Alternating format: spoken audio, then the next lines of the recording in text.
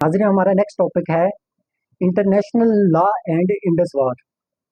आप देखेंगे ये पाकिस्तान और भारत के दरमियान ये जो हालिया कशीदगी है उसके बारे में ये बेसिकली टॉपिक है कि जिस तरह आपको पता है कि इंडिया ने इंडस वाटर ट्रेटी जो पानी की तकसीम का माहिदा हुआ था 1960 के अंदर उसे मुअत्तल कर दिया है। अब उसके बारे में राइटर इस टॉपिक के अंदर एक्सप्लेनेशन दे रहा है कि उसके मुताबिक राइटर के मुताबिक पाकिस्तान को इस मसले को किस तरह से डील करना चाहिए। मसला सिर्फ और सिर्फ ये नहीं है कि आपने मैदान जंग में जाके अस्करी क़यादत के ज़रिए आपने इस मसले का हल निकालना है। इसके अलावा आपको साथ-साथ कानूनी जंग भी लड़नी पड़ेगी। उस चीज़ के बारे में राइटर एक्सप्लेनेशन दे रहा है कि किस तरह से हमने ये कानूनी जंग कहाँ-कहाँ पे किस-किस प्लेटफ़ॉर्म पे जाके इस जंग को लड़ना है। दोस्तों एक चीज़ देखो कि हम पाकिस्तान का इंडिया के साथ 1972 के अंदर शिमला एग्रीमेंट होता है, जिसमें ये चीज़ तय पाती है कि दोनों ममालिक मिल के टेबल टॉक्स के ज़रिए और एक दूसरे के साथ मिल के ये अपने मामलात को हल करेंगे। कोई थर्ड पार्टी की इंटरमीडिएशन नहीं करेंगे, यानी कि थर्ड पार्टी को इन्वॉल्व नहीं करेंगे। दोस्तों अब क्या पाकिस्तान राइटर की ये राय है क्या पाकिस्तान अब इंटरनेशनली चैनल पे जाके इस इशू को रेज कर सकता है, क्योंकि हम 1972 के अंदर ये माहिदा कर चुके हैं कि हम अपने मसलों को खुद ही सोल्व करेंगे, कोई तीसरा बंदा ला के नहीं दरमियान में बिठाएंगे जो हमारे मसलों को हल किया जाए। तो राइटर की ये राय है कि हम इस मसले को इंटरनेशनल फोरम पे लेके जा सकते हैं। उसकी सबसे बड़ी वजह यह है कि ये माहिदा जो हमने किया है, ये इंडस वाटर ट्रीटी जो थी ये 1960 के अंदर हुई है, और ये जो शिमला एग्रीमेंट था ये हमारा 1972 में हुआ है। इसका मतलब कि ये तकरीबन 12 साल के बाद ये एग्रीमेंट हुआ है। तो इंटरनेशनल लॉ ये कहता है हमें कि जो एग्रीमेंट आपने आज किया है उससे पिछले जितने भी एग्रीमेंट्स थे उन पे उसका अदराग नहीं होगा। तो इसका मतलब है कि ये जो 1960 में माहिदा हुआ है, ये माहिदे को हम अपने इंटरनेशनल मीडिया पे लेके जा सकते हैं, इसके बारे में आवाज़ बुलंद कर सकते हैं। सो अब राइटर कहता है कि पाकिस्तान को क्या करना चाहिए। वो कहता है कि एक तो वो जंग है जो हमारी आर्मी ने लड़नी है, एक इसके साथ साथ हमें एक कानूनी जंग भी लड़नी है, और वो इस तरह से लड़नी है कि हमने इंटरनेशनल जितने भी न्यूज़ चैनल है वहाँ पे जाके अपने पॉइंट ऑफ व्यू को एक्सप्लेन करना है। इंडिया की जो जौहरियत है इसको दुनिया के सामने रखना है।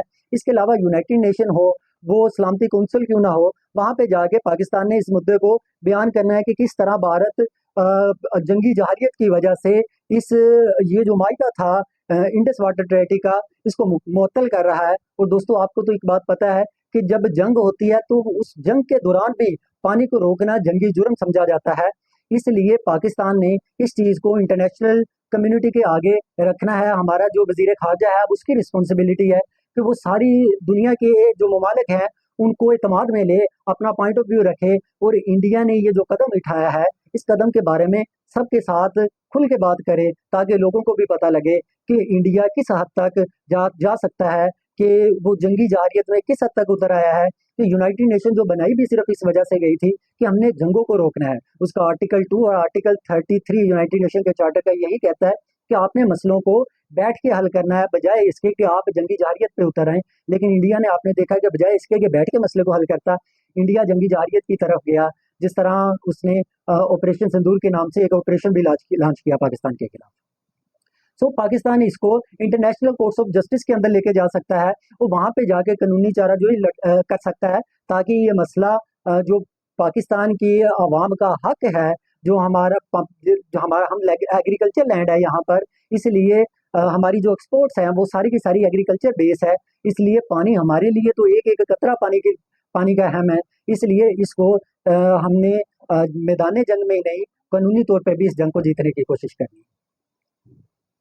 नाज़रीन नेक्स्ट टॉपिक है हमारा ह्यूमर ऑन द बैटलफील्ड।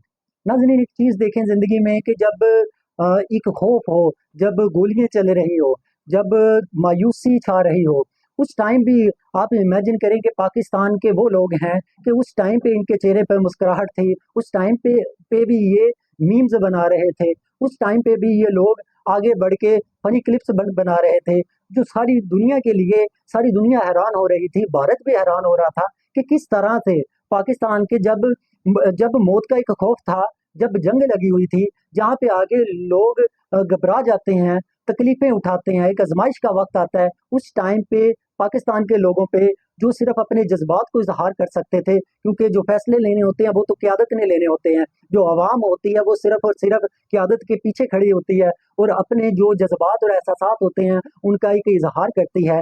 इसीलिए आपने देखा कि किस तरह से ये मुश्किल वक्त में पाकिस्तान के लोगों ने अपने चेहरों पर मुस्कुराहट रखी और दुनिया को बताया कि ये जंग हमारे लिए वो उस तरह से एक इम्तिहान नहीं जिस तरह से वो कहराम भारत में बचा हुआ था।